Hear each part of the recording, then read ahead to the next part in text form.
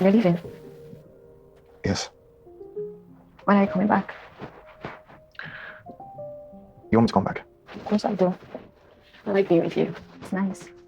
No conversation with it's possible that he loves her but still cheats on her. Excuse you. Sorry. What? Oh, okay. You didn't mean it. I thought as much. Is it too early to call this series a mess or not? Because everybody is just moving insane. I think the only person acting alright, and no, in fact, she's not even acting alright. She's not. I was gonna say Money.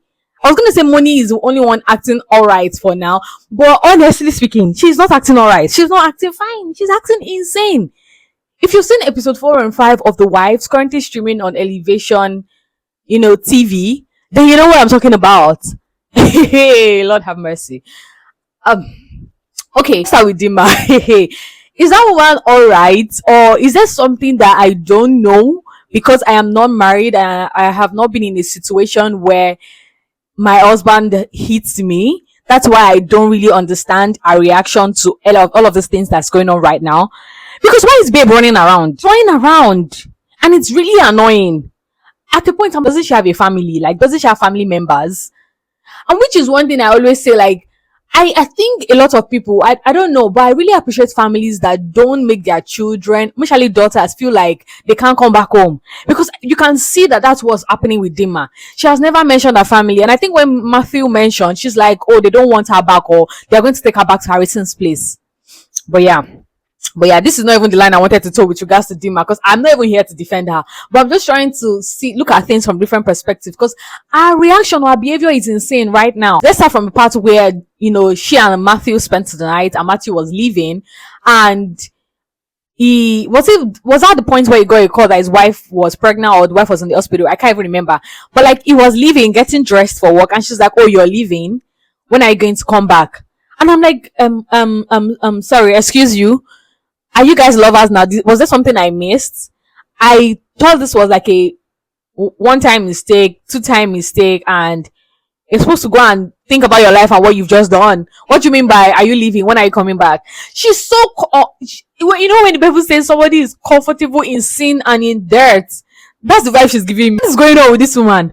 And can we talk about her husband, Harrison? That man is chaotic. That man is chaotic. That man is a lot of chaos. Both husband and wife are running around. The guy is just running around, panting like an hungry lion that is thirsty at the same time. He's just running around. Eta sketera. I know it's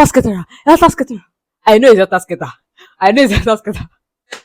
But yo, he's just behaving like an headless chicken without somebody to control him. And who else finds it so disturbing that it doesn't seem like the pastors even have a control over them? Look at them fighting in Money's kitchen, throwing each other over the counter table, spilling the wine, breaking things, saying a lot of things, knowing fully well that the pastor is there. They just give me the vibe of church members that lack mentorship. They lack mentoring, they lack tutoring, they lack guidance. Honestly, hey God, it is well, oh. And then that whole scene with Harrison fighting Matthew and Matthew giving him a slap, and he just fell asleep. That's a testament to how tired that man is. That man is so tired. That man has been running up and down the road. Up and down. I mean, he spent three weeks camping in front of Dima's apartment. And why did Matthew keep Dima in that place for 3 weeks? Why? Don't think he should have taken her to the shortlet in the first place. It could have been the pastor, involve the pastor, insist that she picks a family member so she doesn't have any family member that she trusts and can vouch for her and can look out for her well-being. Nobody. Oh, well, that's really mad, though. And then she's staying away from her husband, from her matrimonial for 3 weeks. You don't want to have a conversation. I get that, Harrison is coming with a very crazy tone. 1 minute is like, baby, I'm sorry. We can talk this out. We can talk this. And next minute is like, oh, so you want me to run mad? So you want to do this? You want to do that? Like, he's just saying a lot of things. So maybe that's what's putting, but she has so much fear. So much fear. She has grown so much fear for this man that she can't even come out and have a proper conversation with him. Even in public, that, okay, if you want to beat me, at least people will see you beating me in public. Like, just have a conversation with me. She's not even trying to have a conversation with him at all. Like, she has absolutely taking herself out of that marriage. And I'm like, wow. were a total mess in these episodes. I staying away from our home for 3 weeks without any explanation. There was no mention of bringing the pastor in or any of our family member or even his own family member or somebody that he respects and listens to. You know, they only say this thing that, oh, a man has to have somebody that he listens to. And it's very, very key. Because I feel like that was one thing she needed right now. Someone that could calm him down and speak to him. But like we all know, Harrison already knows that, you know, she slept with Matthew and all of those things. I mean, she divulged the information herself. And what was she even thinking going to Moni's home? So you've been trying to call Matthew, you've been trying to call him, he's been rejecting your call. You say, don't call me, I'll call you, I'm home, I'll call you, blah, blah, blah. And do this yourself. I've sent you your money so that you can take care of yourself, get some food and be mobile and all of those things. And she still felt that it was okay to come to his matrimony. Somebody help me understand Dima, because I really don't. And it's so sad that we can't vouch or defend her character, because she's actually a mess right now. And I really want to understand the writer's intention in writing Dima's character like this, because it's so annoying. It's really annoying and unbelievable. Very worrisome. Couple Moni and Matthew. It's very interesting to see how things can suddenly change. It can suddenly be heaven when there's a mention of a baby, especially if it's something they've been looking forward to. And the way Matthew just started becoming so calm. He said, yo, I'm going to take care of you. She's going to get bed rest. She's going to this, that. I'm just like, eh? But sadly, a baby cannot fix the problem that they currently have, because now, you know, Dima brought her two left leg into their home. Harrison obviously followed her to Matthew's place, and he's more furious because now he has found out that they both slept with each other, and now they had an argument in the kitchen, and Dima divulged the information, and Moni is aware, and every of their other guests are aware as well that this had happened between these two people that are married to other people, and it's a complete mess. Of the fact that the pastor was present at that event. No, like I said, the baby cannot fix the problem they are having right now. Of course, it just makes sense that Moni asked Matthew to leave the house for her. She needs some time to think it through. They are going to have a conversation around it, but I really want to see how this happens. It's not easy. That's why I'm like, this lady hasn't even healed from the event of 9 years ago. 9 years ago, and then again, he has gone ahead to do the same thing for her right now, because there's church member involved, there are close people involved, you know, there's not a baby involved that you now need to consider. It's just very messy and it's so unfortunate. And you know, when the doctor even broke the news of her baby to her, I'm like, imagine Matthew wasn't even there to receive the news of them having a baby, and Moni's reaction to the entire thing, the news about the man, her husband, hey, that has to be the craziest reaction I have seen in recent times on TV. Cause the way she was like, oh, everybody, picture time. Yes, smile. Yes, let's take some pictures. The cake. I'm like, hey, she's losing it already, because this is someone that's not dealt with the odds from 9 years ago, and now you're telling her to relieve the pain all over again. And this time she's embarrassed. This time she sort of has a reason to not make that decision of living in absolutely, because now there's a baby involved that will tie the both of them together for life if the baby makes it, right? Because now she's on bed rest and all of those things. So I'm like, I'm starting to feel sorry for Moni, but what do you guys think? Do you think it's best to just move on from a cheating situation, or you try and see if you can forgive and forget? Because right now, I don't even think Moni has forgiven him, let alone forgetting about the situation. And now she has to go through that process again.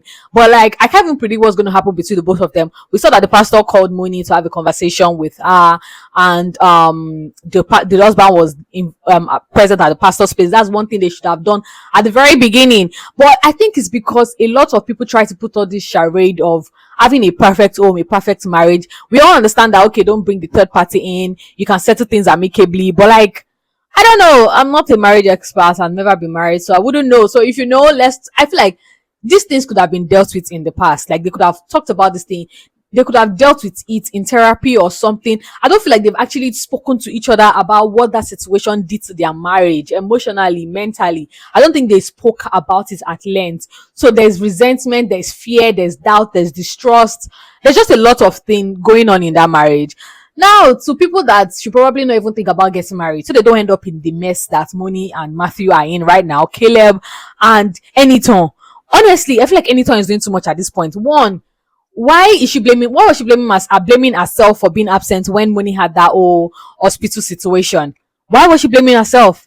Money has a nanny or an house help for a reason. You're a personal assistant, do official things, help me organize things around the house, not to babysit me. And she's like, oh, I feel like I was at fault. It was, Mama, please rest, get out. And what's going on with Tomi Ojo's wig in this? Oh, Abasimin Buck. What is going on with her wig in this? That wig, that natural hair wig. She wears better wigs, the curly wigs and all of those things. But you see that first wig, that wig that is puffy like this. What's going on with that? What's going on with that wig? I was gonna mention it in my first video, but like she wore it again in this episode, and I'm like, oh my goodness, why? We have seen your better wigs in this series. Why should this wig make an appearance? But yeah, that's by the way. The reason why I feel like Anytone is doing too much, the way she's been speaking to Matthew. Kilofa, what far? What can far? I get that you involving yourself in nonsense can bring nonsense to you, but like Anytone, it is not your place. It is not your place. Or who else disagrees? You talking to him and saying, oh, where have you been? Pick up your call now. Why don't you pick up your call? I'm not telling madam because of you. I'm not telling madam because of you. I'm doing it because of her. Pick up your call. Where have you been? I see some people are loyal. It is not in your place. Yes, I get that you can be angry. The sight of him might irritate you, or you might have lost the respect that you had for him as your boss's husband. But it is not in your place to speak to him like that. And consider the fact that you are trying to put your head in between two married people. If their pastor cancel them now and they get back together, the husband can tell his wife to fire you, and that's the end of your job, and that's it.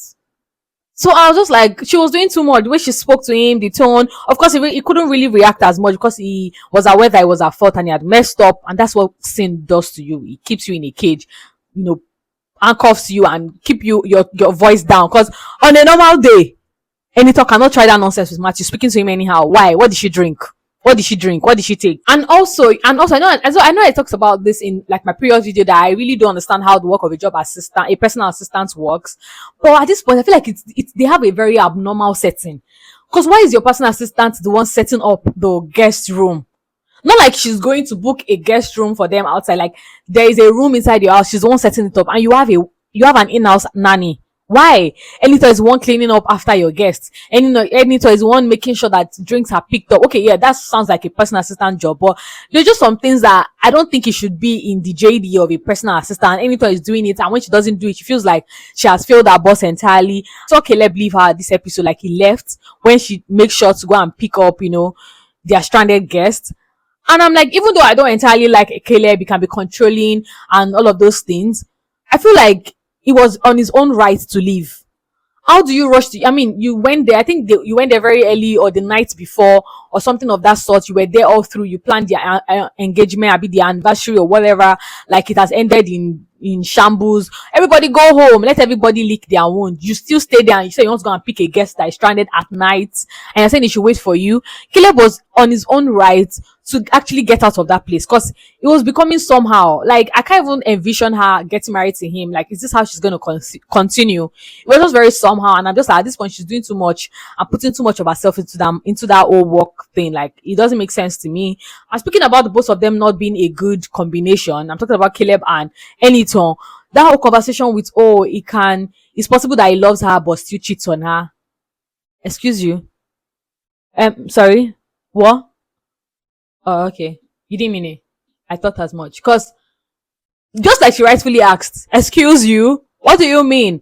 Him making excuses for him, saying you don't know. I mean, of course, right. You don't know for sure if that was what he was doing. But like you saying it's possible that he loves her but still cheats on her. Bro, out. Saw that the scene where he was apologizing to her, or she was apologizing to him with regards to the engagement rejection and all of those things. And he's like, oh, it's fine. I love that you can speak your mind even when you're under pressure.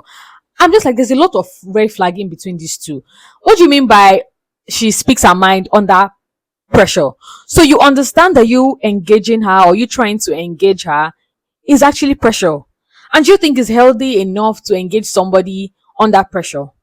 Do you think of course, you can already see all the lines, all the signs that this person is not looking to be engaged to you now, or maybe ever.